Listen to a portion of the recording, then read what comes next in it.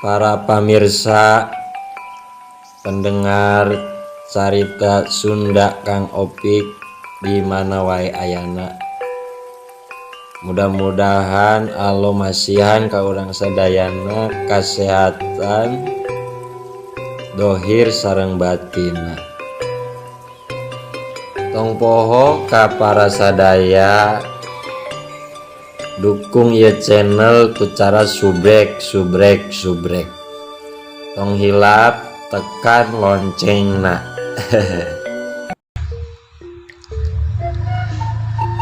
Masih carita bodoran Sunda Kang Opik. Ieu carita judulna kolot tapi masih kene ngabujang. Di hiji kampung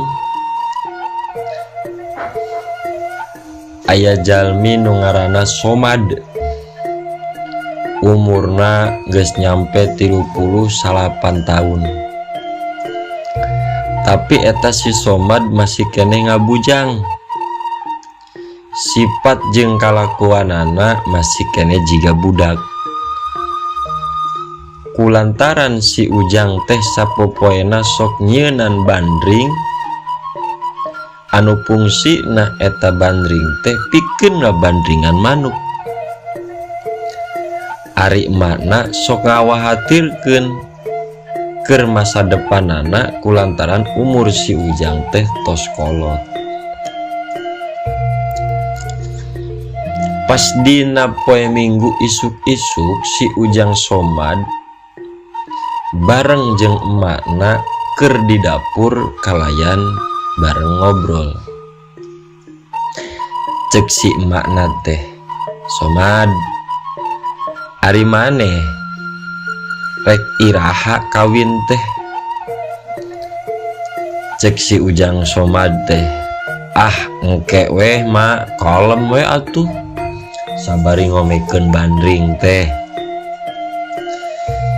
Cek si emak teh, "Yeh maneh mah Somad, emak teh hayang boga pisan nu ngaranna incu teh Somad." Cek si Somad teh, "Nya engke kege boga."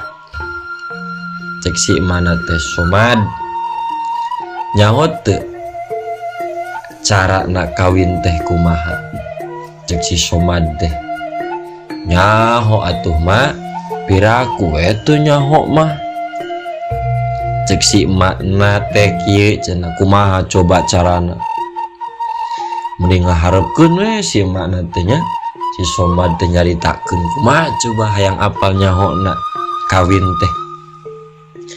Cek si Somad teh, "Kan kieu mak, kahiji cenah mak buka bajuna." Cek si emak teh, terus. Kadua buka calanana." Cek si emak teh, terus kumaha? Penasaran ya emak ya.